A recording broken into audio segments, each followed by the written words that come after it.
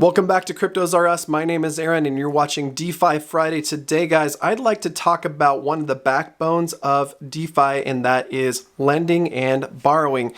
First of all, I'd like to talk about some of the incumbents in this sphere, Ave and Compound, and how to use them in particular. So let's look at Ave first. This is the app at Ave, app.ave.com, and depending on what you have in your wallet, you're going to see what you can lend over here and then what you can borrow.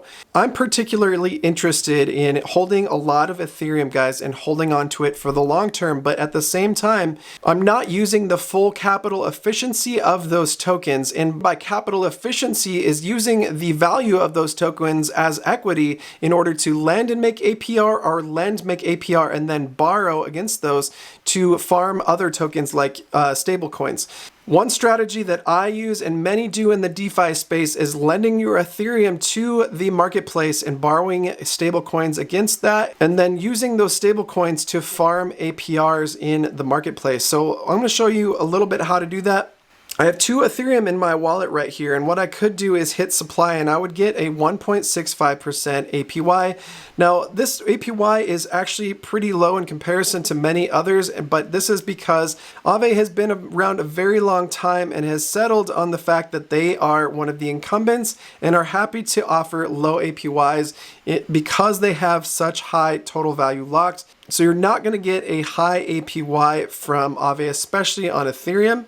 On the other hand, Ave has such high liquidity and total value lent to them that you will see lower APYs on the borrow side. So that does attract a lot of people to Ave and Compound in particular. Just to show you the difference between these two, here is Ave and this is Compound. Compound looks a lot different, but it functions exactly the same. Their user interface is just set up a little differently, where you have some more information here on the different collateral types, and then once you add collateral, you're able to borrow on the other end. Now, some of my recommendations for lending inside of Arbitrum in particular, my favorite chain, is jumping into Silo. Silo's selling point is that they silo the risk for each of their vaults. So if there was going to be any exploit to the code, if that code was going to be hacked in particular, Silo has made each of their lending markets separate so that each one of them would have to be hacked separately in order to take out all of the funds. In comparison, for example, another major lending market, Euler Finance, was exploited a couple months ago, and thankfully they were able to get most of their funds back from the hacker. However, the hacker was able to drain almost all of the Ethereum out of Euler's reserves because the risk wasn't siloed or separated as it is in Silo Finance. So this is what gives me some peace of mind when using Silo in particular. On top of that, Silo also increases the incentives to lend and borrow with them by giving away their tokens. Not only do these tokens have value on the market, you do get to be a voting member of the Silo ecosystem if you're holding on to Silo tokens, so you get to be a part of the governance process, which I think is a cool part of DeFi in general. Another major lending app all over the DeFi ecosystem is Greenery Finance. The cool thing about the crypto and DeFi space is a lot of the code bases are open source, guys, so you can fork them and then make them your own for your protocol. So Greenery Finance has taken the code of Ave Finance and recreated it and then multiplied it over multiple chains. So Greenery is available on all of these different chains: Phantom, Optimism, Metis, Arbitrum, Binance, Avalanche, and Ethereum, all of which are Ethereum compatible. And you know that on each of these chains, you're going to have a similar experience. And not only that, you'll be able to lend and borrow similar assets. One of my favorite things about using Greenery is they accept wrap staked ETH tokens on multiple chains so that you are able to lend some tokens that are making inherent yield like wrap staked Ethereum. Let's get into some of the risks involved with using some of these protocols. Many of them, in fact, most of them, have a liquidation threshold. You're only able to borrow against 80% of the value of the tokens that you lend.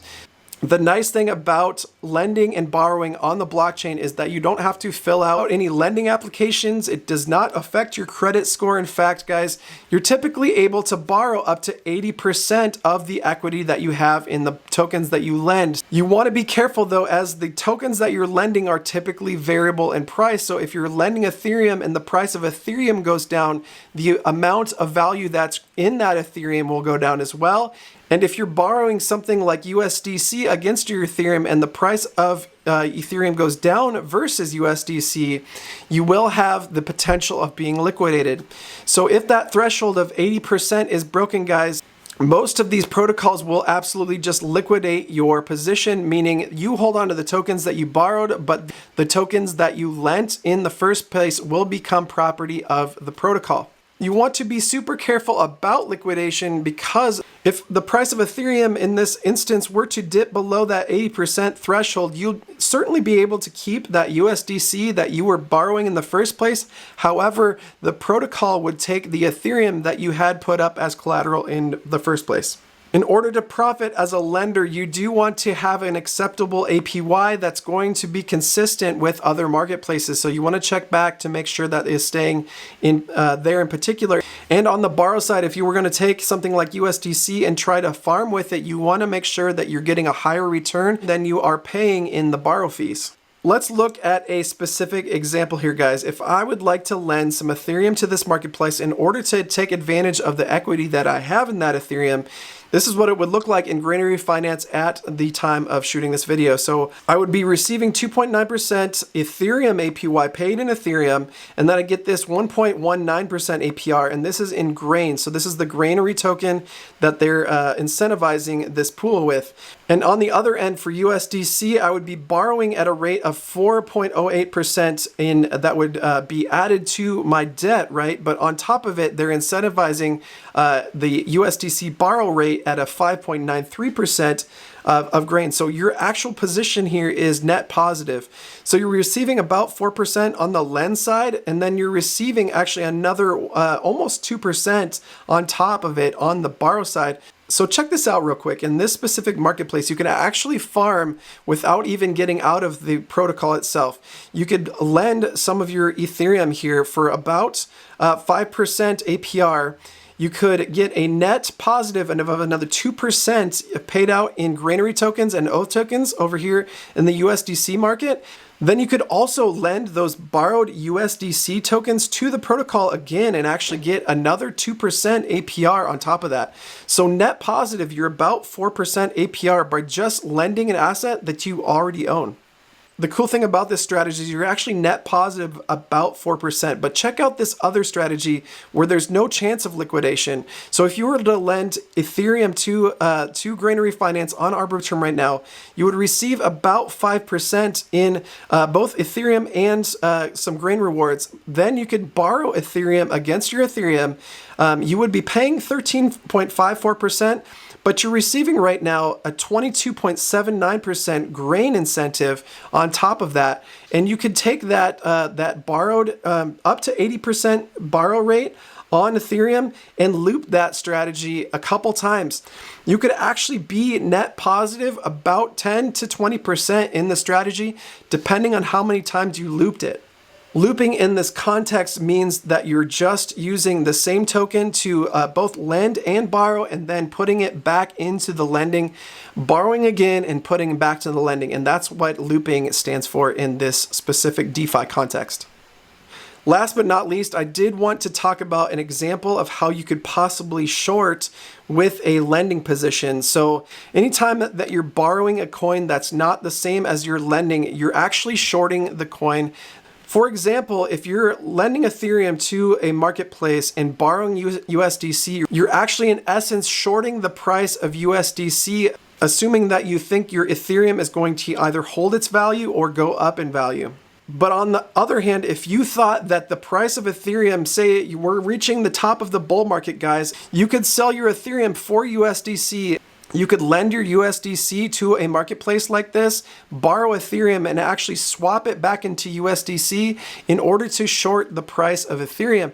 You're looking for the Ethereum price to drop low enough for you to buy it back at a lower price and then repay your loan, in essence giving you a profit on that short. This is how savvy investors are currently shorting the price of USDT as it's depegging. You can imagine a mega whale coming in, lending a bunch of Bitcoin, USDC, etc. to the marketplace, borrowing a bunch of USDT, and then dumping it on the marketplace in order to buy USDC. That dumping into the marketplace, it's going to create sell pressure on that asset, which could lower the peg as well. I hope that you see the value of lending and borrowing in DeFi as much as you would in the TradFi system, especially in real estate, guys. If you're in the real estate world, you know how important it is to use the equity that you have in a property to be able to borrow more and possibly buy more properties that will increase the equity that you have personally. With that, thank you so much for watching. My name is Aaron, and this has been DeFi Friday. Have a great weekend, and God bless.